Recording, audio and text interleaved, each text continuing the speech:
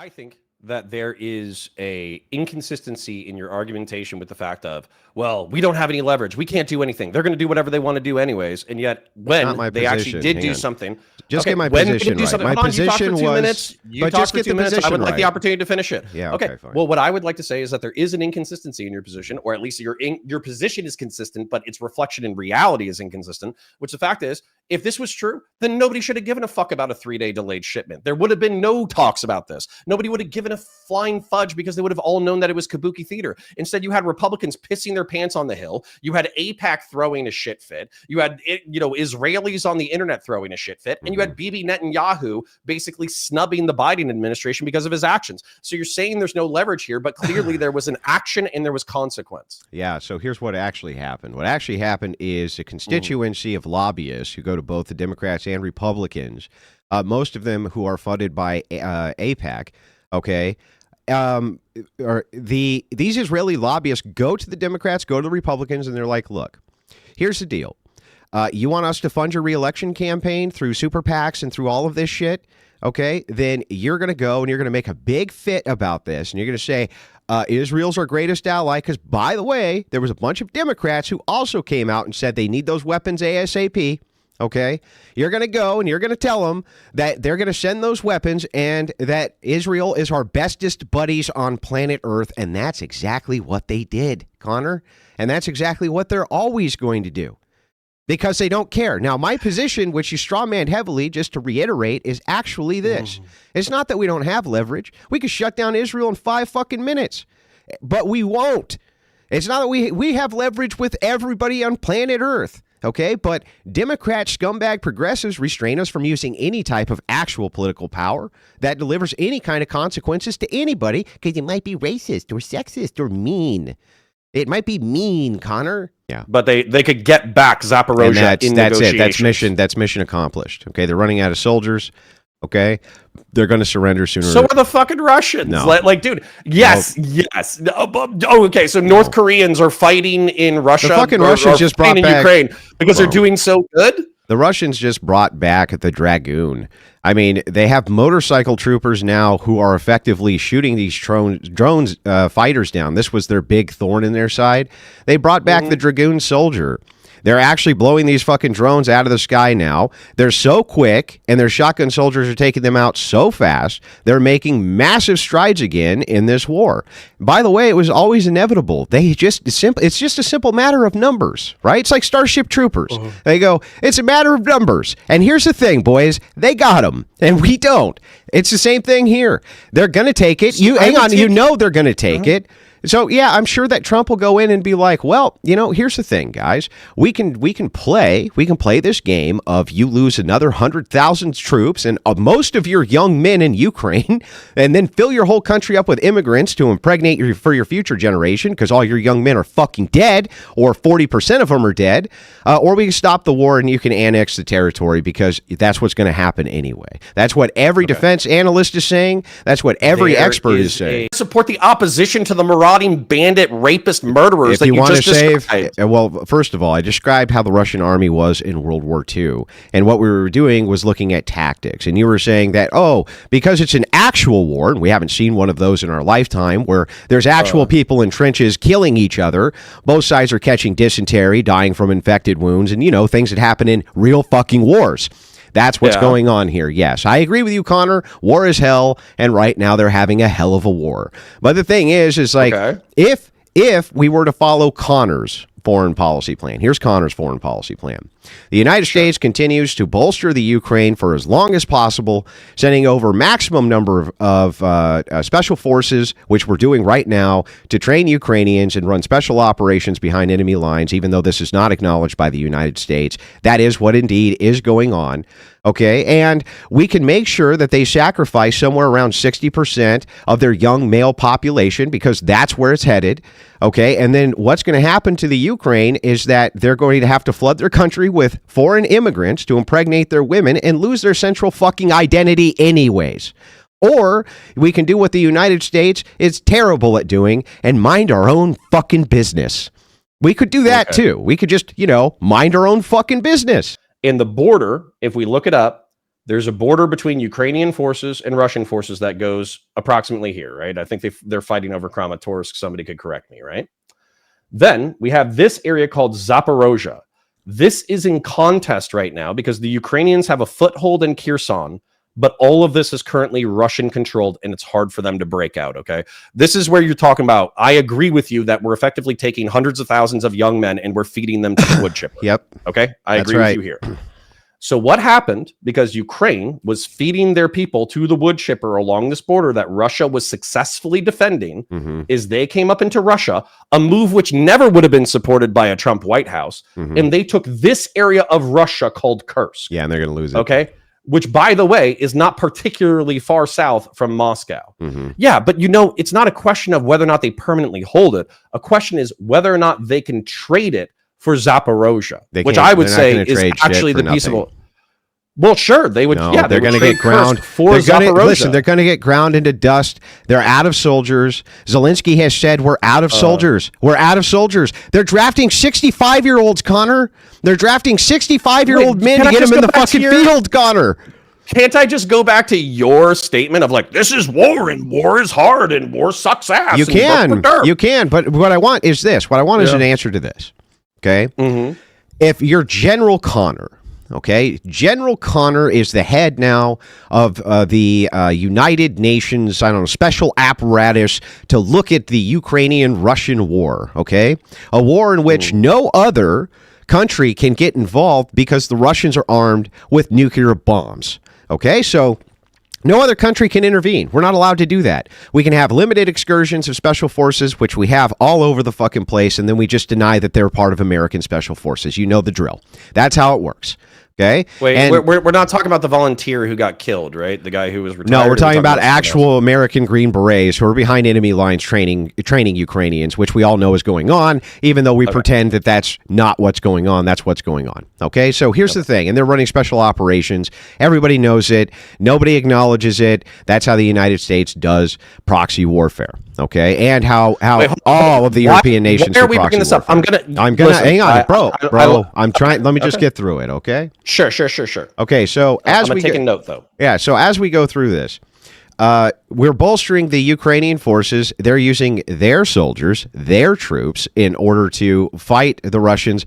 Connor says, well, that's good for us to grind their troops down into fucking nothing and their young men down into nothing for land which essentially General Connor would have to admit is more than likely going to go to the Russians anyway.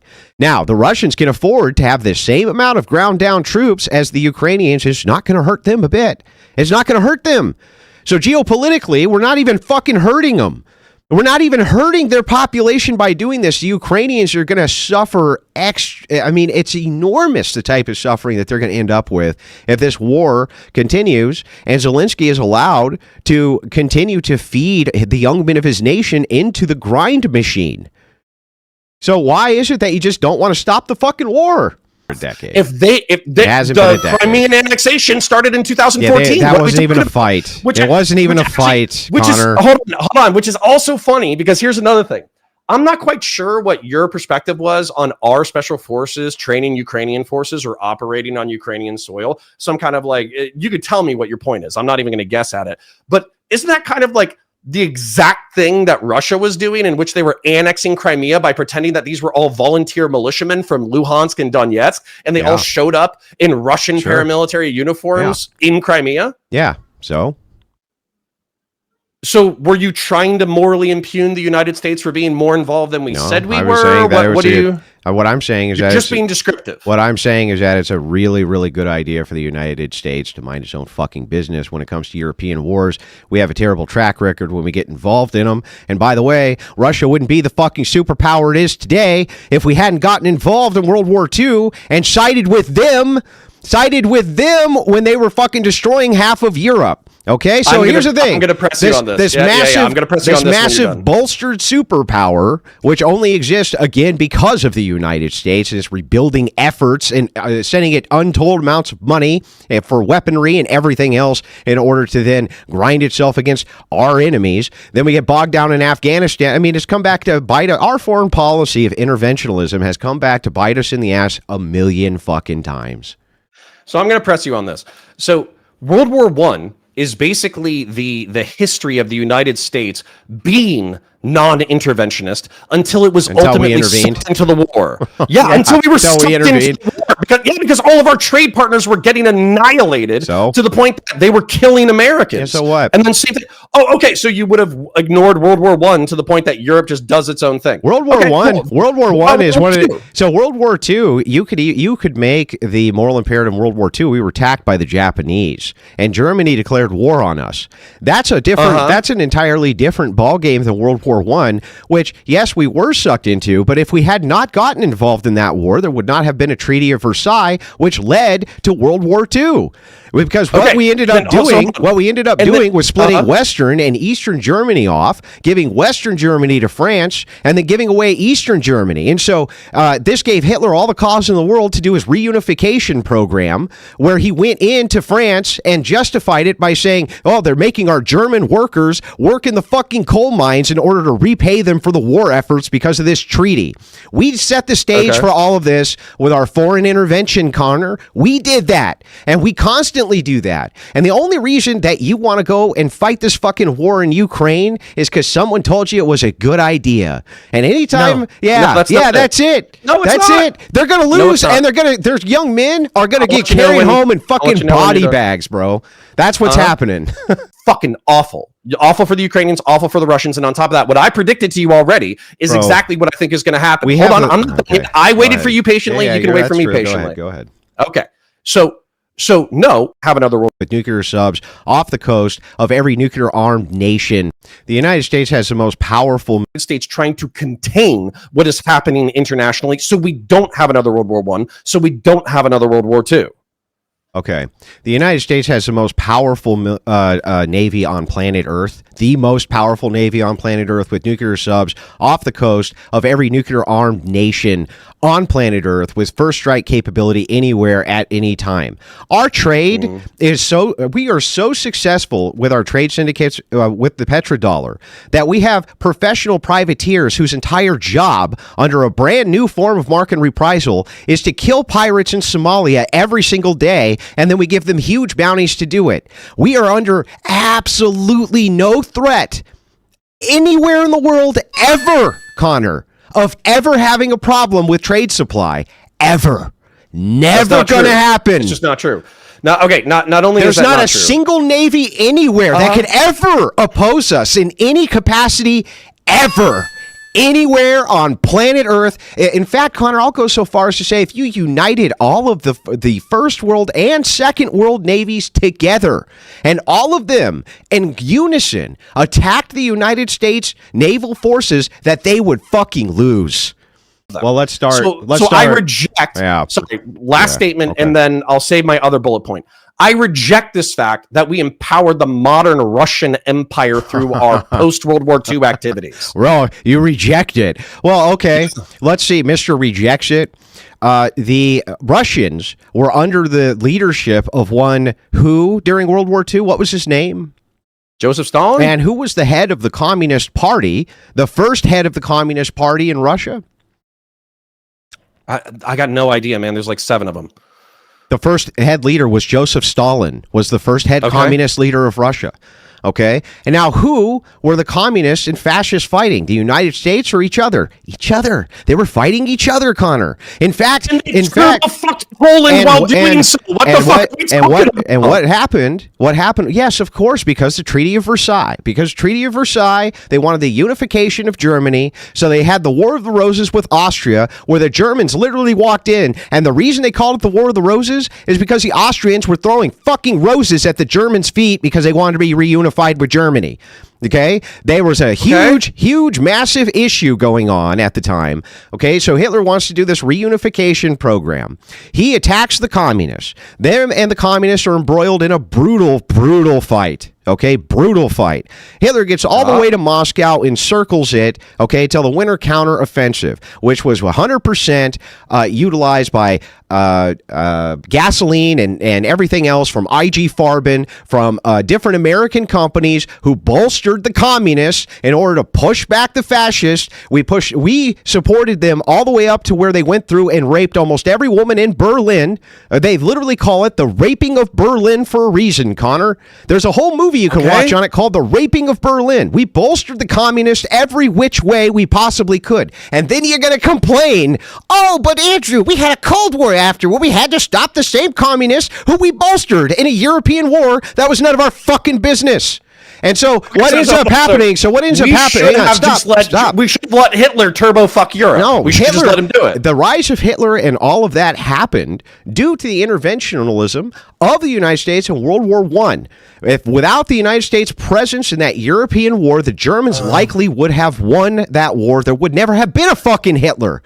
And there wouldn't have been fascism. And most of that wouldn't have even fucking happened. And that's the truth. And every good scholar, historical scholar, agrees with that assessment. The Treaty of Versailles, caused World War II. But the fact that you think, Germany wins the war and then all of a sudden fascism and communism as ideas disappear from Europe? What the fuck are we talking about? Listen to me.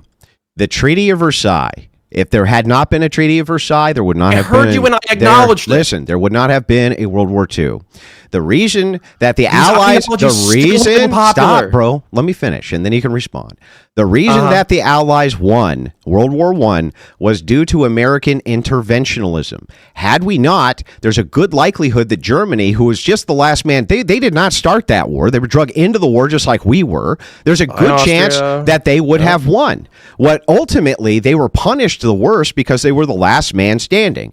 And we were able to divvy up the assets because he who wins gets to do whatever the fuck they want. That's how that works. Okay? Now, had the United States not intervened in that war, and they didn't want to. The public did not want to intervene, Connor. They didn't want anything to do with it until a bunch of propagandists came in with a sinking of the Lusitania and claimed that because the Lusitania was sunk in the ocean by Germans who warned our trade federation not to send trade ships through war-infested waters. After the Lusitania was sunk, they propagandized the United States into going to war there too. It was the dumbest fucking thing we ever did. Yes, our foreign intervention policy is extremely bad, right? And this current war in Ukraine, yes, I would love for it to stop. So before we have another 200,000 young Ukrainian men, Orthodox, many of them, get run through the fucking meat grinder in order to bolster your fucking sick idea of democracy. It's like this war has been brewing over there for 60 years.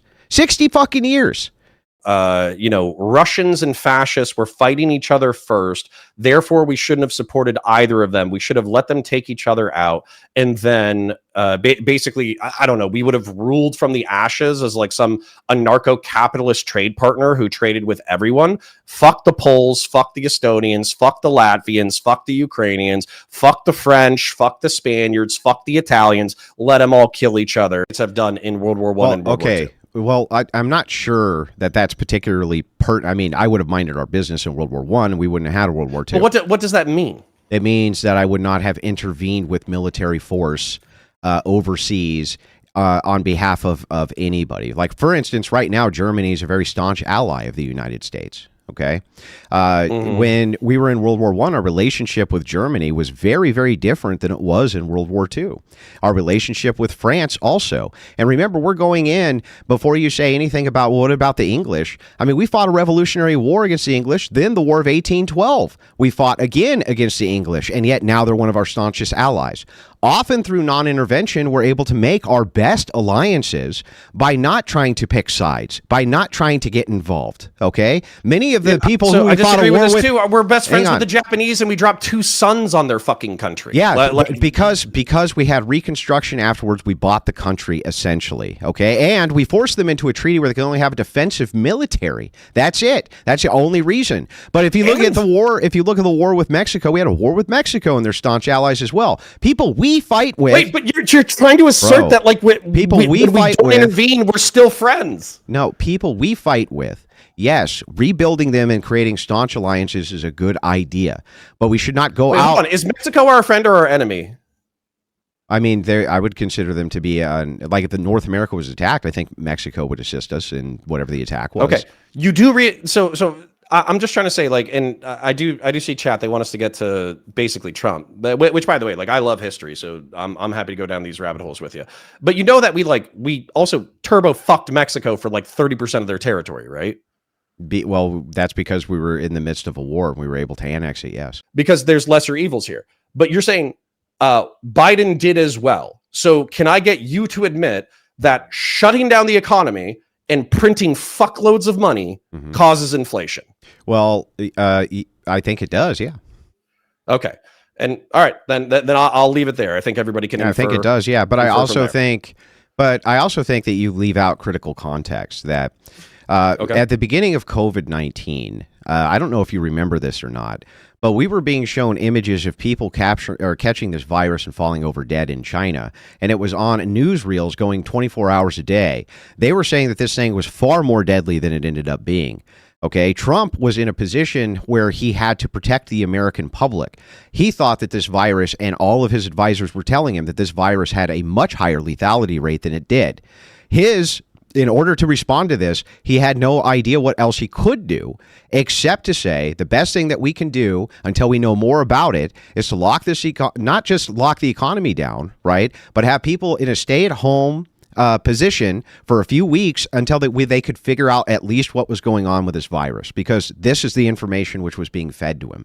Now, as it went, we were able to learn more and more about this and learn that that was not the case at all, and that people knew it wasn't the case at all. But Trump gets a whole lot of blame for doing exactly what Democrats claim he should have done. Listen to the experts. He did exactly what they always say he doesn't do. He listened to the experts at the CDC. He listened to expert Fauci. He listened to all of them who said this is exactly what you need to do in order to protect the American people, because it's the next fucking Black Death, Donald. Okay, it's 100 years and it's the next Black Death, and you better lock people up at least for a little while. Give them a stay-at-home order so that the entire American public doesn't fucking die from this thing. That's what he was being told. So there's some critical context there. And then Democrats later are like, well, this thing really wasn't that big of a deal, right? This thing wasn't. But at the time, they were like driving in their cars with fucking masks on, with hoses coming out of them to their fucking window so that they could get fresh air and shit. Let's not do the revisionist history thing, bro. I was there. You were there. I honestly, I would analogize this to the Spanish flu. It did kill a fuckload of people. It just didn't kill. Most people would be okay. Right, like I think the total death toll for the United States. It wasn't anything like It wasn't anything like the Spanish flu. So the thing is that ultimately, first of all, just so you know, under the Spanish flu, do you know what the president of the United States did at the time under the Spanish flu? He kept it under wraps and refused to tell the American public about it at all. Yeah, that was the official policy. It does not exist. They didn't even talk about it. He refused to talk about it. Period. Okay, and it wasn't just about the death rate. It was about the demographic of the death rate. COVID was killing the elderly. The Spanish flu was killing young men in their prime, mostly soldiers, because they were being transported across Europe in cattle cars and trains, and so their proximity was super close, and they would be given doses of ibuprofen as high as 20 pills at a time, because that was a brand new drug called aspirin that was on the market. So there was a whole bunch of contributing factors to the Spanish flu as well. But no, it wasn't really anything like the Spanish flu. And the president at the time under the Spanish influenza kept it completely under wraps and said it was no big deal at all. No big deal at all. Let's just say Spanish flu was not fatal for most people, but it was fatal for a substantive amount of the population that it was worth considering as an economic impact. I think 1 million people dying from COVID is also something worth. People didn't even know the Spanish flu was happening in America. They didn't even know about it. Okay, I think you're exaggerating how much. I think that you need to go back and you need to look at what the presidential decree was. 486 per 100,000. What's the death rate for COVID? You're going to make me Google this shit because you want the win? No, I'm not talking about how many were killed.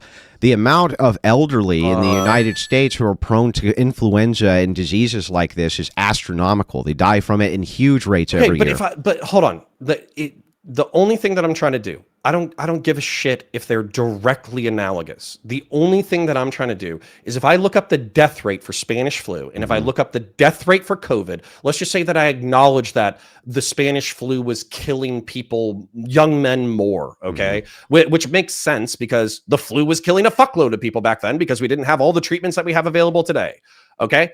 So I mean, it wasn't let's just killing say young men though. That's the the Spanish problem. flu wasn't. The Spanish flu was, but the flu wasn't.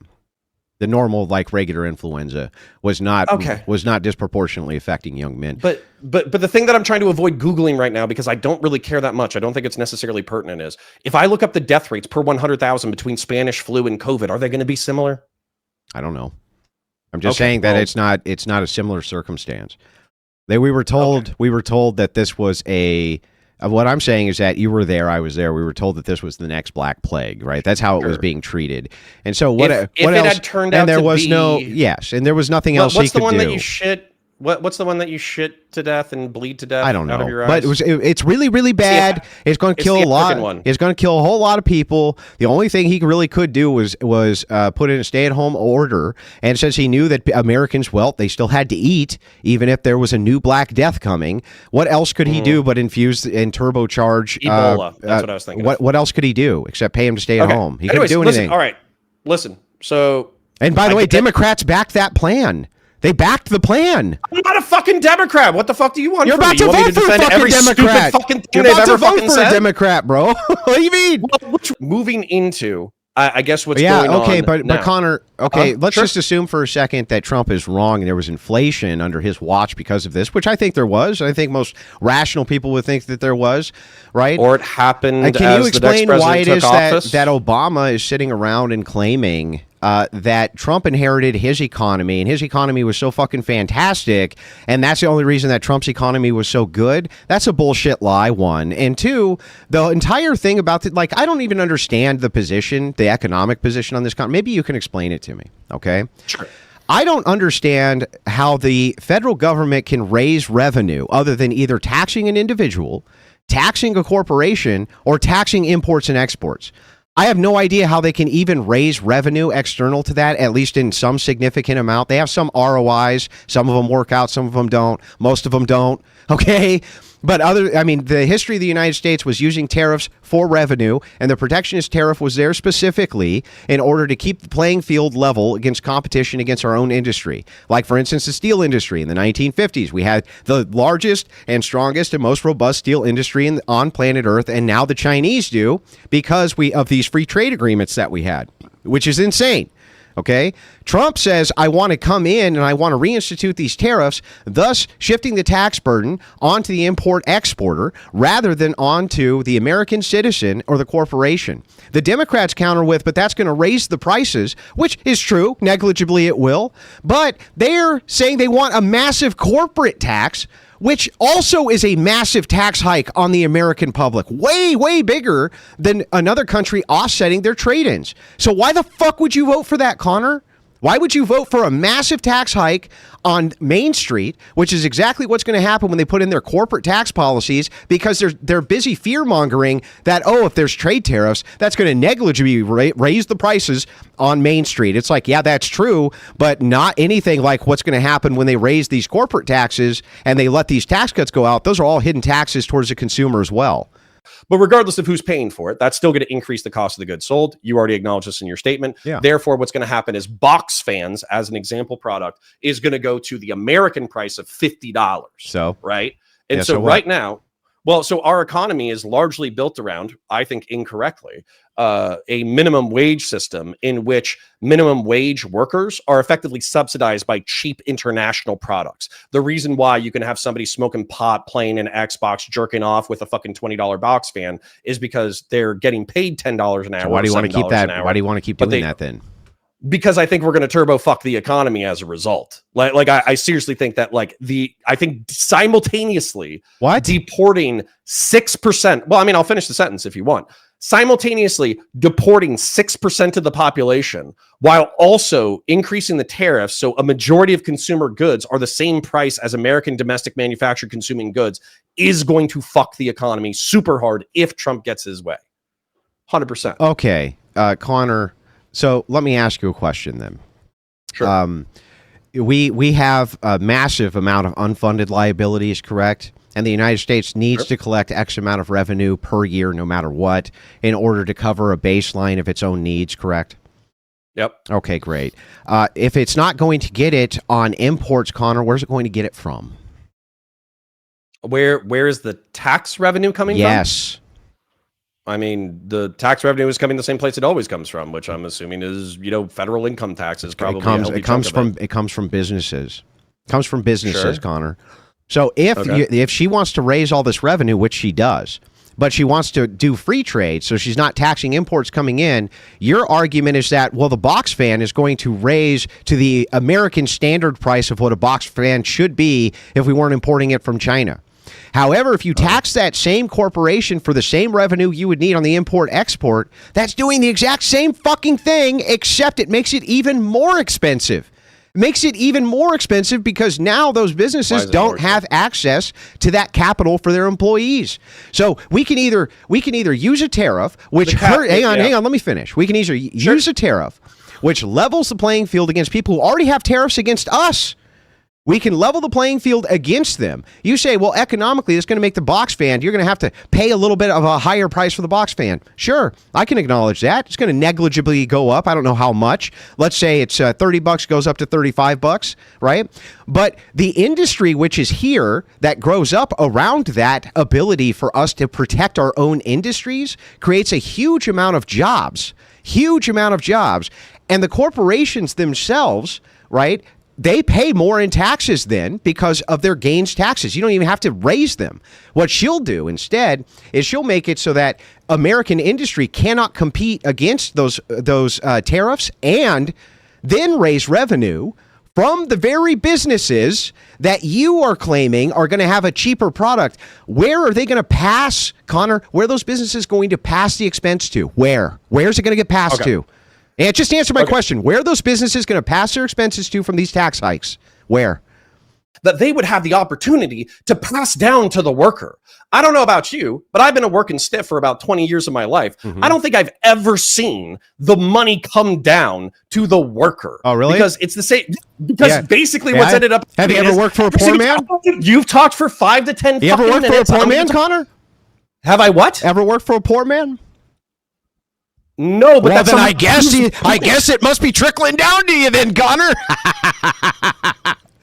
I don't get the own. If I'm working for bullshit fucking wages and my fucking boss is some dickhead with 3 fucking boats and 5 properties, that's obviously not working. And that's not a just system to work under. And it's not a just system to simp for. Why would you defend that system?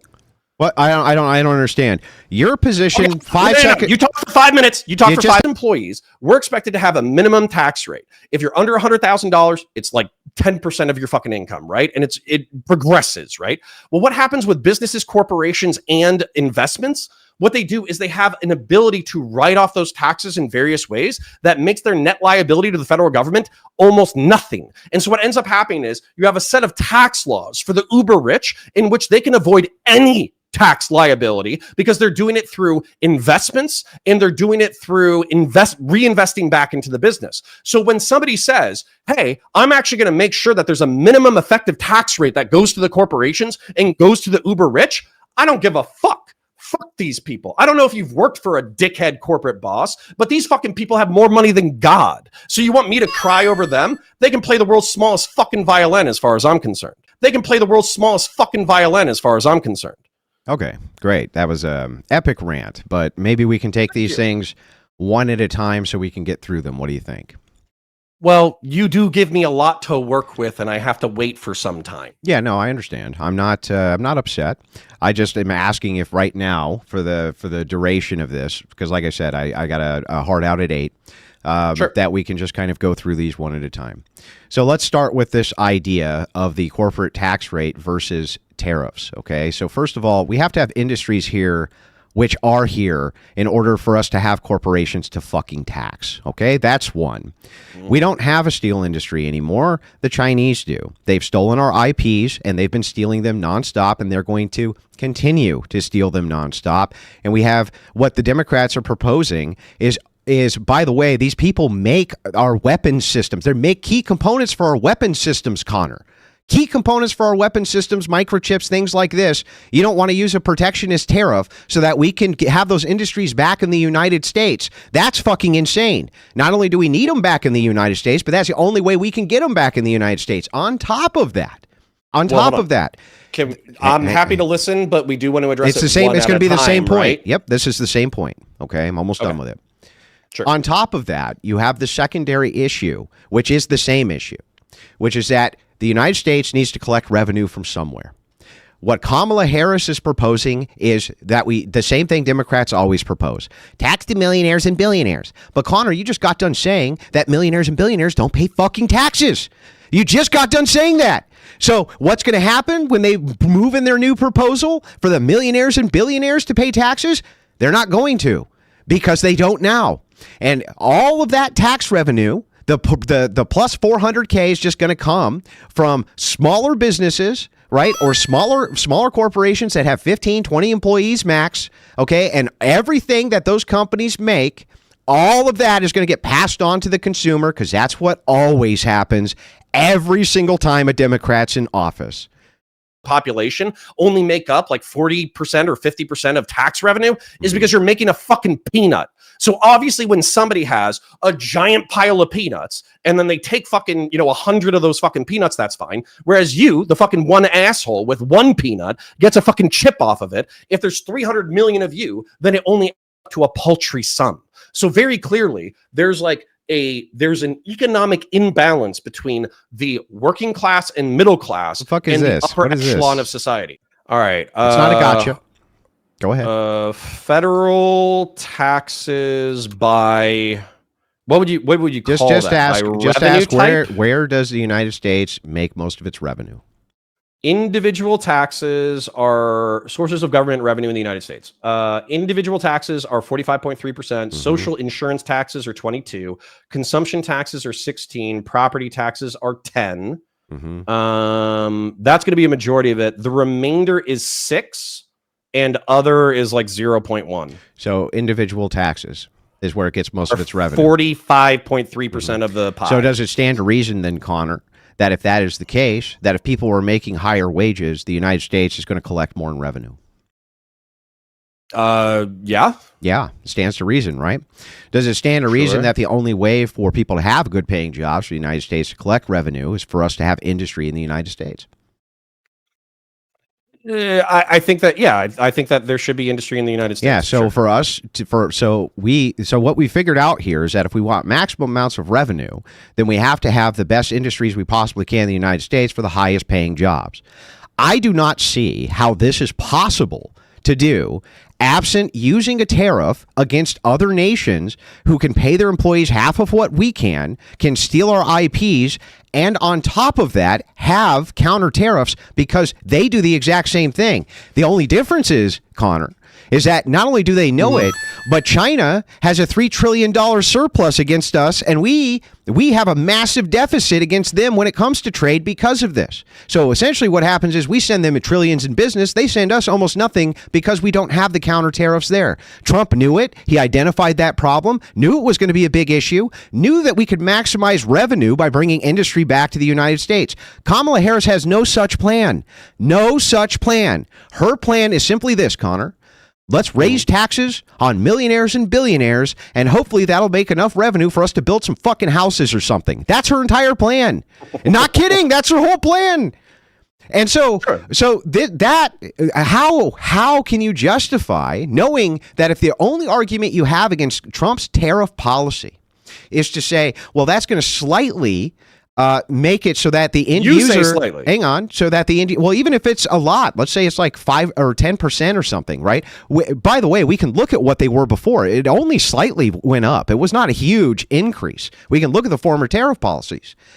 If you say it's only going to negligibly raise the price of this thing and we can save American industry, thus creating these really high-paying jobs that you were just complaining about a minute ago, we don't have, you're working for corporate dickheads and blah, blah, blah, blah, blah, blah, blah, blah, blah. You want those high-paying union jobs to come back. You want those things to come back. Here's how you do it. You have to have a protectionist tariff. You have to win a trade war with these nations, and you have to seize our industries back, and then you can tax the revenue. That's the only way it can be done. Her idea is just to raise corporate rates. That still is going to increase the prices on your goods because that's what it does right now. Most of the things that you buy have hundreds of hidden taxes in them, as you know, and all of those taxes are passed on to the consumer. Just go to the gas pump. Going to and has under Trump fucked the United States. No, it didn't fuck there anything. Are literally, it didn't fuck anything. Dude, do we have to go check the billions in subsidies that he had to give out to farmers because he started a trade war over like soy? And then as a result, the entire farmers like American economics collapsed. Okay, so first of all, and so he had to shore it up and he had to bail it out. Okay, so first of all, the American economics didn't collapse. Stock market was at all-time highs. People were making money hand over fist. And farmers get subsidies in the hundreds of millions every single year under every single administration. There was a small subsidy which was given to farmers, okay, only on one particular product during this trade war, which was necessary. If you're going to fight a trade war, then yes, we're going to use our American industry and protect American industry. That's the point. They don't end overnight. They take years, but the whole point is to protect your industry. Do you know how many people are begging the United States government to protect their intellectual property? They fucking beg them. Beg them, please don't source this to China. Please. I've let you say this 7 goddamn times, but it's just because like Chinese theft is relatively true. Do you think the United States is encouraging China to steal the plans for the F-35? Yes. Do you think they're encouraging them to steal the nuclear because if ship? there's what the fuck are you talking about? if there is no punishment, there's nothing punitive which happens when you do X thing, especially when it comes to international affairs, you are encouraging X thing. Yes. If I Google, dude, you jump around a healthy chunk. If I Google right now, I don't feel like I'm jumping around. So if I Google right now, American measures to punish China over the theft of the F-35, what am I going to see? Tariffs. You're going to see tariffs. which is exactly what Trump is proposing. He's proposing that we put in these punitive punishments and tariffs, especially against China, across the board, because that's the only way that we can protect our ISP. That's the only way that we can protect our workers. That's the only way that we can build our industry. And the entire United States history is built on this, by the way, Connor. That's how we raised all of our revenue pre-income tax, is through tariffs. That's how we did it. You know what the fuck I'm saying. Yeah, I do. And I'm looking at the extension of your logic. If you have some massive chicken exporter there, and you're targeting them with tariffs, how are you not hurting their whole country by targeting that one industry? How, Connor? How? Because we're not talking about chicken or rice. We're talking about fucking microchips and F-35. Which go inside the robots that go inside the factories that process the chicken and rice, Connor. All right, so I'm going to ask something, and then I'm going to laugh like an asshole, kind of like you do. Hey, do you think the average Chinese person has any use for an F-35 microchip? No. Oh, I owned you. No, that was a stupid fucking point. Obviously, yeah, that was a stupid point. My point was good. Well, okay. Do you think that the world my audience is stupid? Do you think the world benefits? Do you think the world benefits from overall international food prices being higher or lower? I think that obviously lower, right? Generally speaking, yes. Okay. Do you think that there's probably places in Central and South America that can grow different crops that are probably better than the United States can grow those crops? Other than bananas, I don't think there are. Okay, so America we can just grow everything here at the same rate, same price. It's one of our entire world. Yeah, one of our largest exports is food for that reason. It's because of the climate demographic. So our west coast especially is fantastic for growing. I think that the number one export of California is produce for this reason. And because we have such a kind of temperate climate and a rigorous climate, depending on where you go, that we can basically grow almost everything on planet Earth here. Yeah. Cheaper products to each other because we're working within a network in which we that's the idea of free trade. So this is the idea of free trade in general is that if there's you can do this on a microeconomic level as well, though. I agree. So you can do this in a rawly domestic model as well. But the idea is still free trade. So here's the idea. The idea is that so are you against free trade in general? Bro, can I answer your question? Sure. I'm just kind of curious about. So if we're looking at free trade, that's the very idea of it. The idea of it is that if all companies are now competing globally, right, then the prices are necessarily going to go down. And does that work on a scale to a degree? Yeah, it does. I don't disagree with that. All you have to do is look at the American auto manufacturer of Toyota. When Toyota came in, they kicked the holy shit out of our car companies and forced them to create a more inexpensive product which could compete with these really reliable, very safe vehicles. There's no doubt that works to a degree. But there's this massive side effect. And our founders knew what this side effect was. And throughout the early 20th century, we knew what the side effect was. That if we have mass industrialization, absent any type of protection tariffs, and we need a lot of them, our industries can be stolen by these people, and we are unable to compete and continue with a standard of living because you cannot compete with 50 cent an hour laborers, okay, and then raise enough revenue to fund all of these fucking unfunded liabilities like Social Security and all this shit that you want by simply going to the corporations and saying, well, we're going to raise the taxes on you, which is then going to raise the price for the consumer anyway.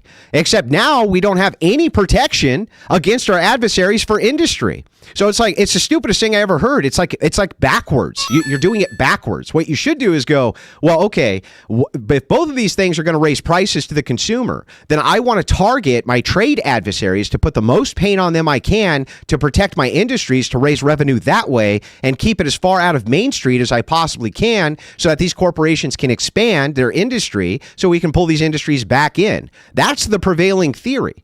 Now, economists sidestep this all the time. I don't know why. They don't like talking about this, but this is why all of the predictions of all these massive economists, Connor, you remember back in 2016, Trump was going to kill the economy. It was going to be destroyed. The stock market, Krugman says the stock market within the first 3 months is going to crash to all-time lows. The exact fucking opposite happened because we were seeing the Trump effect. Now, does this take 6, 7, 8, 9, 10 years to fully accommodate and accomplish? It does. Yeah, you mean like some type of flat proportion that you have to pay?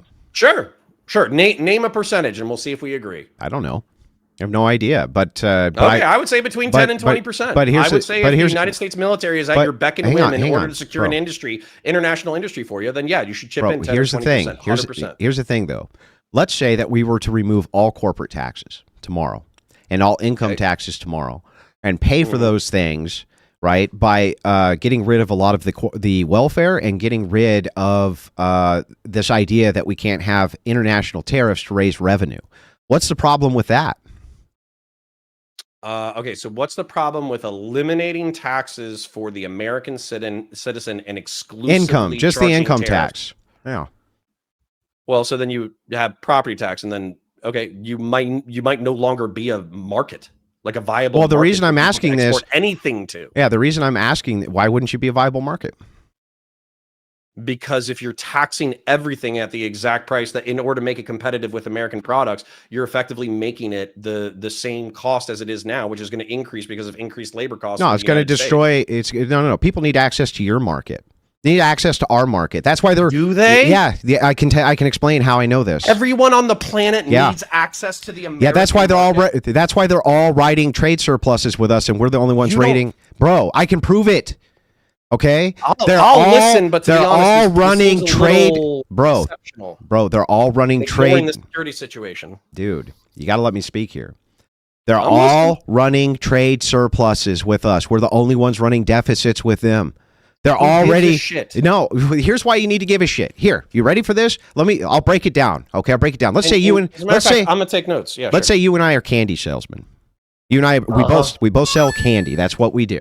Okay, and what happens is, you give me X amount of leads for a candy bar, and I give you X amount of leads for a candy bar. That's what we do. That's how we like scratch each other's backs. Okay, if I get 10 leads from you for candy bars, and you get 0 leads from me for candy bars, would you keep on giving leads to me for candy bars? I'm sorry. What, my leads are more expensive than yours? No, that's not. Just listen to what I'm saying to you, bro. If we're both selling candy, we both have leads, okay? And I give you leads, you give me leads. That's how we sell our candy, okay? But it turns out at the end of the month, I gave you 10 leads, you gave me 0 leads. Why shouldn't I just keep my 10 leads? Yeah, you have to have a reciprocal relationship. Because what happens is I sell more candy bars, right? Okay. Yeah. So this is what a surplus and deficit is in trade. So if we're hang on, Connor, I'm almost done. So here's the thing. These motherfuckers were buying right? For every, like $1 billion that we're infusing into their economy, they're giving us $1 million back, or 20 million back, or 200 million back for every billion that we're giving them. How is that in any way a fair playing field? It's not. And why the fuck would we keep doing it? That's stupid and insane. With us, they are the economic powerhouse. Yeah, okay, Connor, you got a couple of big holes in this analogy. So the first one is... Except for you could analogize it to Chinese steel or Chinese rice or Chinese chicken, and it would still work, but I'm all ears. Yeah, so no, it doesn't work. So the thing is that they are getting a benefit from it. What's happening is they have a product which is being paid for by this area of the United States, which is a subproduct, and then the finished product is being sent back to them, and they're buying it. You're saying that because one company benefits over the other one, right, that's not business, but they're both benefiting. It's just that one's making more profit than the other one is making. In this case, we're not even talking about across the board for the size of the country, even the size of the country in the same product, making the same amount of trade investment that we make in them. So same product, same amount of people, same demographic, same everything. We're still not making the same amount. In other words, they're tariffing our goods. We're not tariffing theirs. They're cheating, Connor. They're cheating. And so the thing is like, why should we continue to allow them to cheat? That makes no sense. And why is it that we shouldn't collect our revenue? What do you mean by cheat? If they have a tariff on, let's say we do chickens, okay? We're doing chickens. Or all steel. Right? I like steel. Yeah, whatever. Steel. American steel. More it literally doesn't matter. Steel. Yeah, it doesn't matter what the product is. It doesn't matter. Okay. Mm-hmm. They have a protection tariff. Okay. So you say, okay, well, we can get this product over to your people for less money, right, than your population can make it for. They go, well, fuck that. And they put a tariff on it so that we can't compete with their domestic business. And we just don't do the same thing back. Countries that have 4 times our population is because we take all the raw materials. We're not out competing them, or we wouldn't have trade deficits. Finish it here. We have massive trade deficits and massive debt. We're not out wrong competing with, anybody. What the fuck does a trade deficit do? Well, here's what it does. It shows that the other country... We bring their shit in? No, it means that the other country is making an equal investment in your countries you're making in their country for different goods. And if that is not the case, and you have the capacity to manufacture those goods yourself, you should, because then you get the benefit of it, and you can tax those goods and create revenue rather than passing the cost on to the consumer from a massive corporate tax, which is what Kamala baby wants to do. Yeah, dude, I literally don't care. Like up until that point, we had a volunteer military. You think we need the income tax? Yeah. You don't think we could get it? There was so if I could offer you, there was a dueling philosophy. So you Trump, go ahead, but I will answer your question. So Trump offers. He says, not only do I want to get rid of overtime taxation, not only do I want to stop waitresses from having their tips taxed, not only do I want barkeeps and the laborers that you're talking about. By the way, that policy of not taxing overtime, not taxing tips would probably do more to invigorate the economy than any policy combination you can think of from Kamala Harris. I'm all for the work. But not only that, Connor, he claims that he can offset this income tax for everybody by moving into taxes on trades. And I know for sure he's correct, Connor, because that's how we fucking did it for our entire history until the monster from Jekyll Island, the income tax, came around, which has been horrible for everybody, including people on Main Street who, by your own admission, the records you just pulled up, pay most of the fucking taxes. It was very minimal. It was like a few thousand people. And what happened consistently was we would get involved in wars with Native Americans and Barbary pirates in the Mediterranean. Wait, until when? So we would have when? Until the early 20th century, when we instituted the federal income tax. No, that's incorrect. Have a standing military. No, that's incorrect. We had a massive Union military we fought the South with. What are you talking about? We had a massive Union military we fought the South with. Massive. Do you think that was a standing army Yes. prior to the Civil War? No. It was called up, and it was trained, and it was funded, and it was assessed before there was ever an income tax. And it was huge. It was fucking huge. Huge army. That has nothing to do with my point. It does. Your point was we had no standing army before. We had standing armies before that. Yes, we did. We seem to be fans of it, as a matter of fact. Yeah, and that's bad. And so the thing is like, I think that, like the founders, that we need to have a very, very powerful Navy. I'm fine with having a powerful Navy, but having a fucking useless army that basically is not doing very much, okay, and it really isn't doing very much, and a very powerful Marine Corps, which basically isn't doing very much, that you should take them through and train them and put them on as reservists, and that's that. And by the way, the military has been trying to move towards that role forever. Been trying to move towards a more reservist role. That's why most of the armed forces we have now in combat arms are about 60% reservists, and I think we're going to continue down that trend. It's a good idea. All we need to have is a powerful Navy to institute our trade. We do not need to be in over 100 fucking nations micromanaging their affairs. We only need to worry about our trade, Connor. We seem to be fans of it, as a matter of fact. Yeah, and that's bad. And so the thing is like, I think that, like the founders, that we need to have a very, very powerful Navy. I'm fine with having a powerful Navy, but having a fucking useless army that basically is not doing very much, okay, and it really isn't doing very much, and a very powerful Marine Corps, which basically isn't doing very much, that you should take them through and train them and put them on as reservists, and that's that. And by the way, the military has been trying to move towards that role forever. Been trying to move towards a more reservist role. That's why most of the armed forces we have now in combat arms are about 60% reservists, and I think we're going to continue down that trend.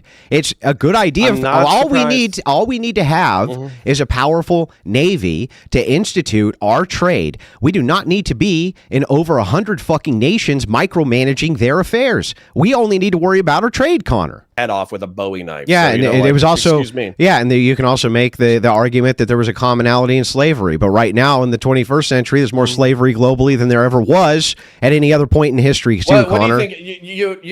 You hit me with that talking point, which was very minimal. It was like a few thousand people. And what happened consistently was we would get involved in wars with Native Americans and Barbary pirates in the Mediterranean. Wait, until when? So we would have until when? Until the early 20th century, when we instituted the federal income tax. No, that's incorrect. Have a standing military. No, that's incorrect. Dude, we had a massive Union military we fought the South with. What are you talking about? We had a massive Union military fought the South with. Massive. Do you think that was a standing army Yes. prior to the Civil War? No. It was called up, and it was trained, and it was funded, and it was assessed before there was ever an income tax. And it was huge. It was fucking huge. Huge army. That has nothing to do with my point. It does. Your point was we had no standing army before. We had standing armies before that. Yes, we did.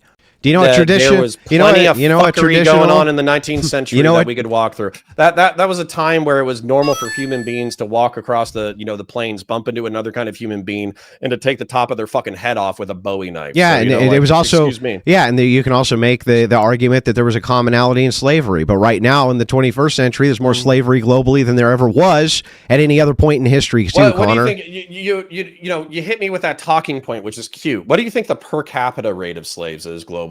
What do you think it was?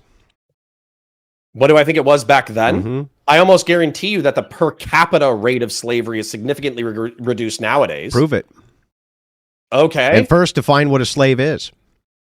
Like somebody who doesn't have the choice about whether or not they're employed? Like prisoners? Oh, get the fuck out of here. That's like some pussy-ass Democrat fucking talking point. Are you I just want the definition. Is that a slave? Are you fucking with me? I'm asking you if that's your definition. No, I don't think that criminal prisoners and fucking slaves are the same thing. Do you think like anyways, all right. Okay. So we've reduced, hold on, while having a greater population, 18 minus 0.67, we have reduced the per capita slave rate by 17.5% in the past century. And what's the definition of a slave? I would say somebody that's impressed into servitude against their will. Like a prisoner? Do you want me to check out the incarcerated population? Well, I already have it for you. It's 583 per 100,000 residents. It's 583 per 100,000 residents. Go ahead and take this definition that you have, because I guarantee you that that's not the definition that's being used for that, right? I can guarantee you. But if we were to go off of your definition, I guarantee you that 20% of planet Earth would fall under that fucking definition for sure. Okay. According to a cursory look at the research, the modern people who are considered slaves is 0.67%.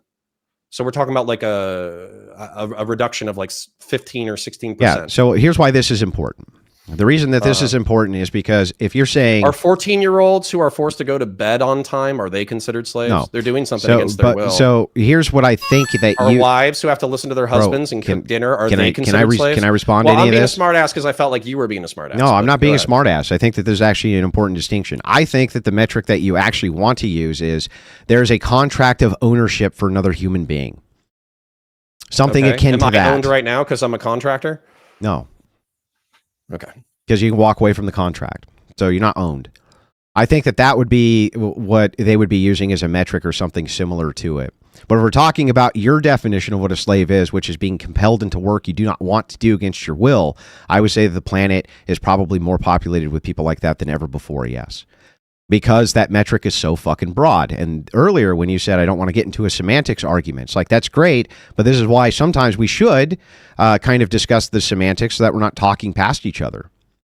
Electors conspiracy for Trump to become the emperor, even though you're a Warhammer guy, I'm surprised you don't want an emperor. But that aside, I'm just going to be 10 foot tall, shining with golden lights, psychic I'm just powers, power armor, and bolters. But I'm just going to grant it all, right? Sure. Why does that mean you need to vote for Harris? Just the choice of lesser of two evils. Yeah, but what I mean, wait, Harris is still fucking evil. There's no doubt about it.